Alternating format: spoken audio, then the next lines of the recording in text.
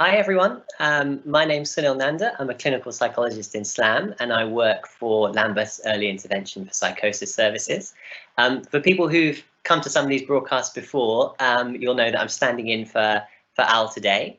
And you'll also know that these broadcasts are really about building psychological resilience. So how community organisations and NHS services can work together in preventative work around mental health and supporting people in our communities who might be struggling.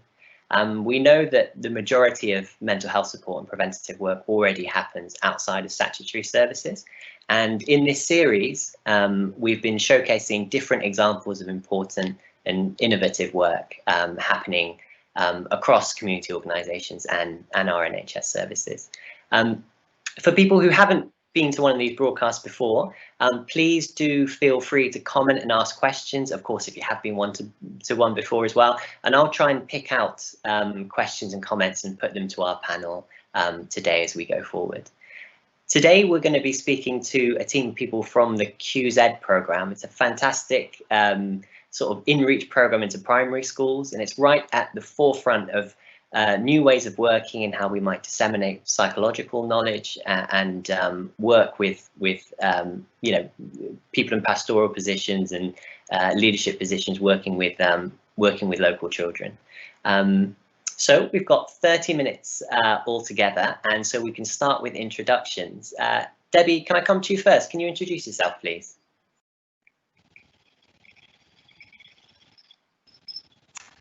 Hello, thanks Sunil. I'm Debbie Plant, clinical psychologist and team lead for QZ. Thanks, Debbie. And Anna, could you introduce yourself? Hi, I'm Anna Redfern. I'm a clinical psychologist in the QZ team. And Karen. Hi, I'm Karen McElwain and I'm a CBT therapist in the team and my background's mental health nursing. Thanks very much, guys. And I should let people in the audience know we are likely to be joined by Helen, who's a head teacher at one of the schools taking part in the initiative, who've had QZ into their school. We're having a few connection problems, but hopefully Helen will be able to be with us soon and kind of share too. So as a starting point, Debbie, can I ask you to say or to let people know what QZ is?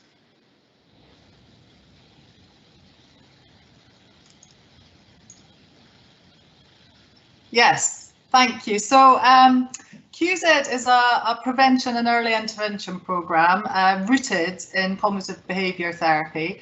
It was actually designed by a very small group of us, clinical psychologists and CBT therapists.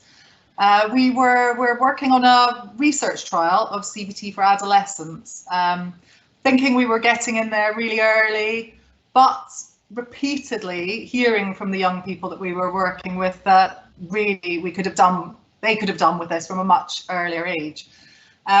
So we recognised primary school, the community of primary schools, a wonderful community, as an ideal opportunity to offer non-stigmatising, universal education about mental health. And we developed a whole class programme for children aged between 8 and 9 years normally. We knew that we would have to work super hard to engage whole classes of children of that age. So we incorporated visually strong characters, very recognisable characters, alongside fun, hands-on, interactive activities to make abstract CBT concepts more concrete and memorable. And that's a bit of an intro. Fantastic, Debbie. Thank you. And I already get the sense of how much work and planning and preparation goes into getting a program like this together. Anna, could you say something about what we know some of the outcomes of a way of working like this might be, and whether there are particular groups you're aware of who might stand to benefit specifically? Yeah, so I think looking at the outcomes for this particular package has been a really important part. It's well integrated into the package.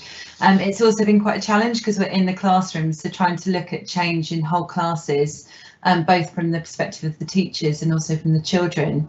That's something we've worked with one of our colleagues, Suzanne Jolly, at the IOPPN to do.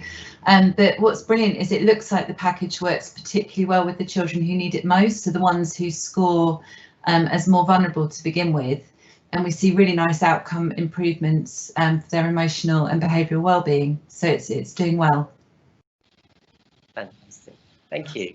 And Karen, it would be useful, I guess, to be able to give people a sense of what QZ actually looks like in the classroom.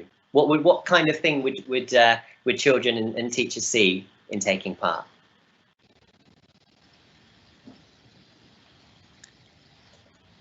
So as Debbie said, it's a whole class approach. So we go in for an hour a week with the children, and we do that over 8 sessions, over 8 weeks. With the whole year group, we visit each class in that year group so that nobody misses out.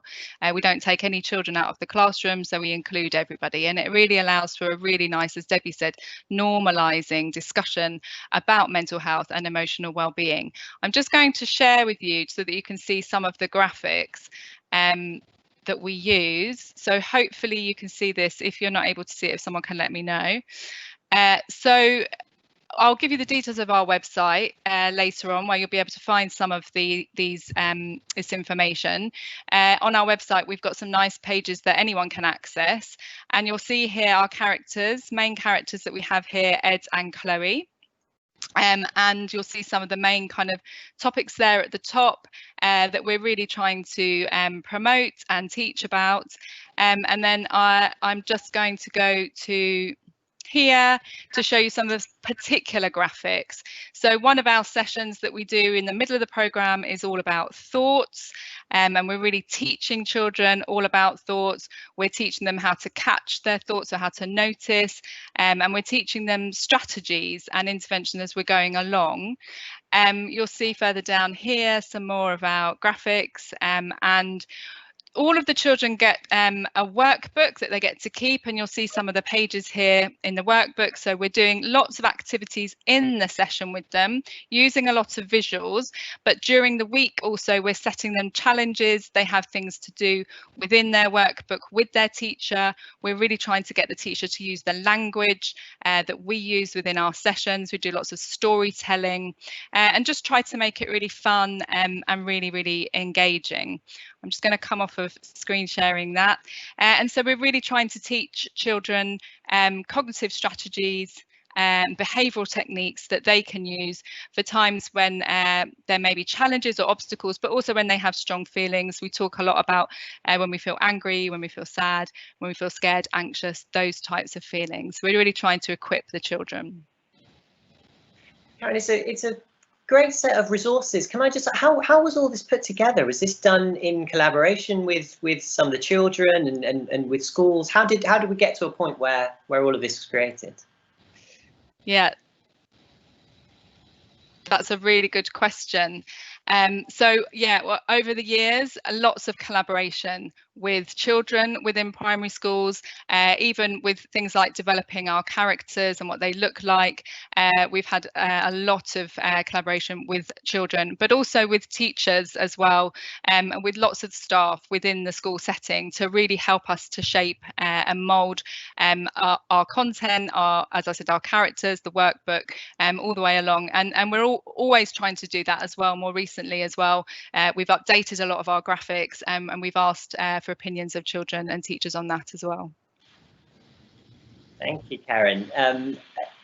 Anna, you spoke just a little moment ago about some of the outcomes that you've found so far. I guess I'm aware that the needs of children within even individual classes are likely to vary a great deal. Can you say anything about the ways that you might adapt some of the standard approaches for particular groups? Yeah, thanks, Sunil. Yeah, so I mean, one of the most exciting bits, I think, as CAMHS clinicians is being in the classroom with this really diverse and representative group of children. So both in London and outside of London, we're in the thick of it, and that's brilliant. But what was also quite surprising was the sort of anecdotal feedback from teachers and TAs that this seemed to be working particularly well with particular groups of children. And I think to our surprise, actually, it was children on the autistic spectrum who repeatedly people were saying, actually, this is really working for them. It's explaining something that otherwise was quite mystifying. And I think the nature of the intervention being so tangible and so concrete just made it really accessible. And it sort of led us to think perhaps we could fill a bit of an unmet need and a service gap for children with autism spectrum disorder. And that's what we've managed to go and do for targeted groups of children through CAMHS services. And that seems to be working quite well. There's something about it being much easier for them to grasp these concepts. It's very engaging. That's good. I mean, I'm aware, I suppose, that any initiative within schools, the question is always there around who is being reached and whether there are people who are slightly being left out, and there will tend to be the same groups left out of most initiatives that class is able to engage in. But it sounds like there's a real effort being made here to make sure that everyone has an access which meets their needs. Can I ask just further on that point about children whose first language might not be English, and what type of variation might we see for those? I know that it's a very visual way of working, but I don't know if these are particular kind of conversations you've had with schools or how that's being addressed.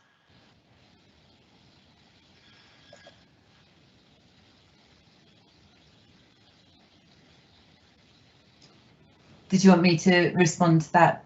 If you could, so, yeah. I mean, what's brilliant, I think, is that sort of multimodal way of doing the presentation. So a lot of the graphics, the workbooks, we've got images, activities that make it a really accessible intervention for children who might struggle with English or have English as an additional language. But also it's really adaptable for translation. And that's something that the schools have shown an interest in. It's not something we've done just yet, but it's definitely in our minds as a way to reach even more of the population. We're still hanging on for Helen to join us, and hopefully she'll be able to share the sort of school's perspective soon. But Debbie, can I ask you, from your kind of consultation discussion with people in schools so far, what's the reaction been? What have teachers and people involved with schools said to you about the approach?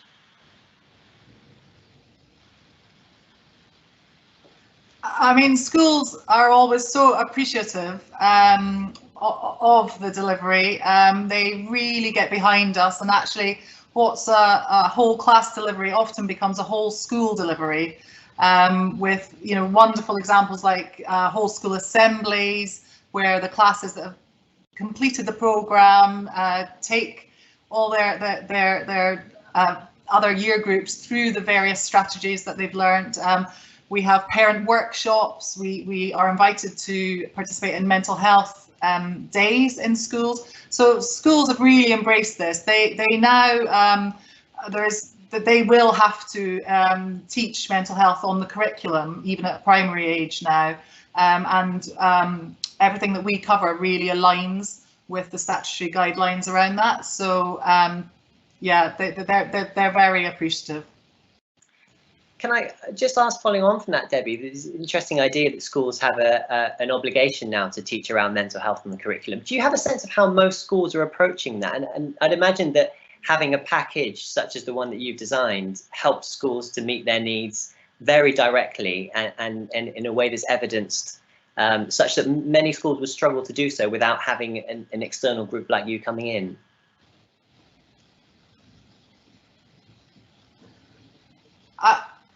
I wish Helen was here to answer that question, because she'd be able to do it much better than me. But I suspect that for a lot of schools it will have to be rather piecemeal and not burdensome as such, but to do it properly, a lot of work. And there are different websites that have example PHSE type lessons that teachers can use and follow. But I think from the feedback we've had from the teachers is they would really appreciate a kind of ready-made and evidence-based programme, which leads into what we are really hoping to deliver and develop, which is a more digital version of our programme that teachers can deliver to their classes. That's something that we're really excited to have started developing, because we've realised for a long time that probably it's the only way of increasing our reach and scaling up sustainably. So we have appointed a digital agency and working closely with them and with some schools to transform the current content we have into a digital programme. Ed and Chloe have finally come to life. Fantastic. Thank you, Debbie. I'm just going to go to a question from the audience, and maybe I'll come to you, Karen, with it. So Emma has asked whether or not you've been able to go into schools and deliver the programme considering COVID. And as well as answering that, I wondered whether you have a sense of just the level of impact there's been on primary school children in particular, with all the changes that they've experienced in their schooling over the last few months. Yeah, so that again, that's another really good question. And obviously we've had to adapt the ways that we're working currently. We're not able to go in and deliver our 8-week programme face-to-face in the classroom at the moment. What's been really lovely is recently we've been able to go into some schools virtually. So we've been able to kind of test out actually being in the room with them, but not in the room, so to speak. So have us up on the big whiteboard and using something like Teams to be able to actually have some much shorter sessions with children, but by using the technology, in which we've been trialing a bit of that, and it's actually worked really well. But as Debbie was just now talking about, we are really trying to focus on developing our digital programme so that going forward as well, the reach is much wider, but we're really able to make the best use of technology within schools.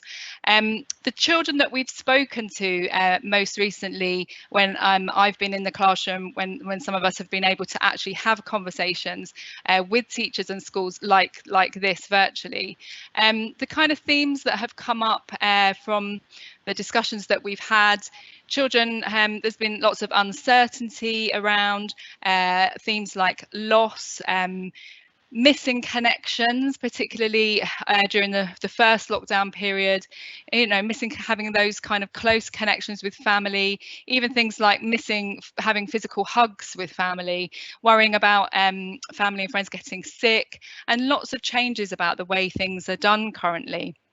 But what teachers have told us, and I'm sure if Helen had been here, she would have agreed with this, is that generally with support at school, now that a lot of children have gone back into school, they're doing okay. They're being very resilient, very flexible, and adapting well to the current situation. So it's really great that we've been able to still go in and have some kind of discussions, even though it's very different to what we've normally done. But we're very excited about the digital programme that we are developing so that we can still continue to reach, well, as many children as possible, really. Thank you, Karen. I'm just going to pick out another question from the audience as well. Anna, I feel like I keep coming to you with questions about outcomes, but here's a slight variation on that. So let me find it again. So there's a question from the audience about whether resilience decays over time, and it might not be something that you have data for from this particular initiative, but do you have a sense of what type of follow-up might be required after a programme like CUES is completed within the class? It's a really good question. So we have been trying to look at what happens to children who've had the programme over time. Certainly we were finding it when we were going into schools who were having the programme sort of for one year group and then another year group the following year.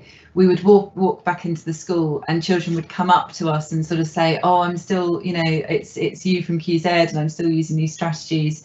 And there was a sort of general sense that because I think of the number of different things that are resourced for the classrooms, the fact that teachers are there, they can remind the children, there are posters up, they've got their workbooks, the website, there's lots of ways to embed this. Yeah, I think one of the ideas has been to sort of see what happens over time and to what extent these skills are sustained is really in our minds as a really next step to properly test out that intervention. Okay, thank you. And thinking about next steps then, again touching on a question from Joe in the audience. Debbie, can I ask you, what would the plan be to get this in the hands of more schools and more children, and what are the sort of next steps that you guys have in mind in disseminating this more widely? So that goes back to our digital development. We're really hoping to make that an accessible programme where we could reach all children in the UK through a teacher-led series of animations, educational videos, part of the digital programme. Fantastic. Okay, and Karen, just coming back to you again about some of the points you raised around COVID and the impact on children and families. Are there ways in which you have in mind that this can be fed back into the systems within which children exist? So are there things that you feel schools can be doing in working more closely with families? Is that something that statutory services can continue to be involved with? How did we get the different bits to link up?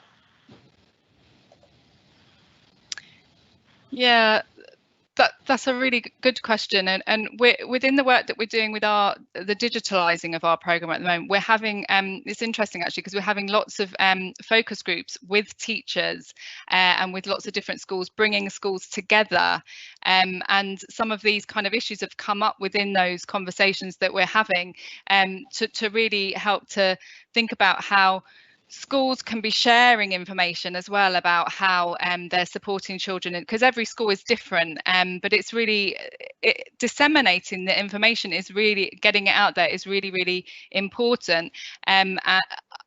One of the things that we did very quickly as a response to the COVID pandemic back in April was to develop extra web pages on our website, which is one of the things that I showed you, called Looking After Ourselves. And we sent out the free access to those pages to most schools within the UK at that time to share with their families who were obviously at home. That information is available to anybody, and I'm going to put the link in the Q&A to that, so that can be disseminated as widely as possible. Yeah, I don't know if that answers the question. No, absolutely it does, and it links to quite a practical question that's come through in the from the audience as well.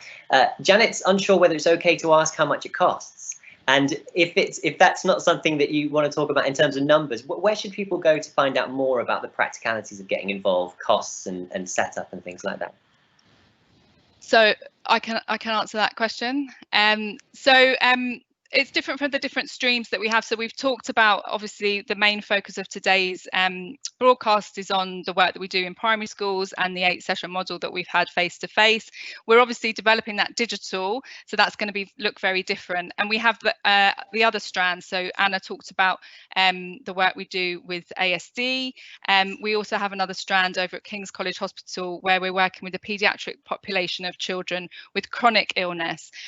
So any of those different strands, we would be happy to talk to anybody about funding implications for that, and how to access those. All you need to do is contact us through the website on the contact bit on the QZ email, because it's different for the different strands and also for different areas.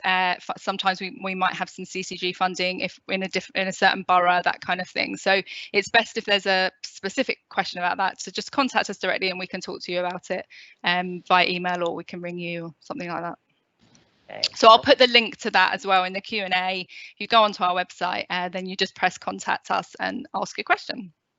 Really, thank you, Karen. Debbie, can I come back to you? There's another question come through in the chat. Are there well, maybe I can combine a couple here actually. So within the different age range of primary schools, have you noticed any differences for the younger versus the slightly older children maybe? And are there any particular groups of children who for any reason can't engage in QZ?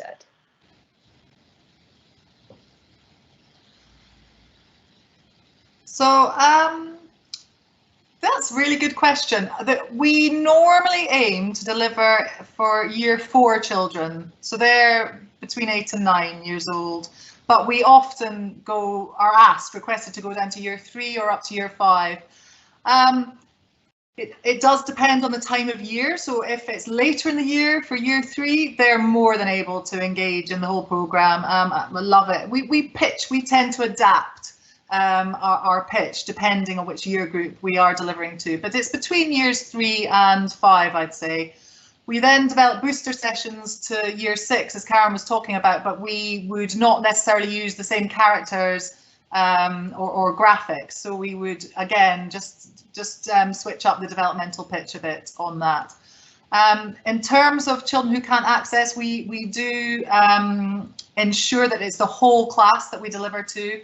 But as we were thinking about a bit earlier, there are some children who's don't have English as a first language, and we would absolutely love to be able to actually translate our materials, or even have live audio translation, because we tend to follow the same material in each session. So actually it would lend itself really nicely to as if you're in a museum and listening to the QZ programme as you go around. So we're always thinking of ways of ensuring that really it is accessible for all. That's brilliant. Thank you. I'd like to ask a more general question, I suppose, and just getting a sense from you guys about what your experience has been of working in statutory services and collaborating in this way with schools. What maybe, Anna, I can come to you. What's the experience as a professional been in doing a project that reaches across outside of the normal spaces we work in and collaborates in this way and co-produces with schools? I mean, certainly Debbie and Karen have had a lot of experience of this as well. And Debbie, when they were setting up the original project, did a lot of co-production with schools. I think you're always incredibly respectful of the professionalism and the skill and expertise that teachers hold on to. And also I think going in as a CAMHS clinician to classrooms, you realise just what a lot of experience the teachers have in dealing with social and emotional problems to begin with. They're really, really incredible. But it's trying to find those areas where you can do something and intervene, and this cross-working, I think, and sharing a language and a rhetoric and bringing skills together is a really exciting opportunity. It's been brilliant. I think we're sort of very humbled by the teachers and the children who we meet, really. We're coming towards the end of the time we have. I wanted to come to each of you again for anything final you'd like to say, and what would be the key things from each of you, I guess, you'd like the people listening to go away with and keep in mind. Karen, maybe I can come to you first. Yeah, so the real sort of take-home message for me is that we feel really passionately that all children should have access to this kind of information about mental health and emotional well-being, that it should be just as important as teaching literacy, teaching maths, those kind of things on the curriculum at school, that it's so important at this young age for children, all children, to have access, and in the classroom in a way that's non-stigmatizing, that's accessible and that's fun. So we really feel we want all children. Our vision is for all children in the UK to have access, or wider in the world. Let's go for that. Why not be ambitious with it? Now everything's online. I mean, there are no barriers. Exactly. Anna, from you, any last thoughts? I think for me, working in QZ has been incredible at sort of realising how you can take quite complicated ideas and just make them really accessible, really fun, and not sort of pathologise in quite the same way, which is quite exciting, really. Is sort of having this opportunity to have a bit of fun while learning how to manage things that are really difficult. I think it's that, really. Thanks, Anna. And Debbie, if you'd like to have the last word, what would you like people to take away with them?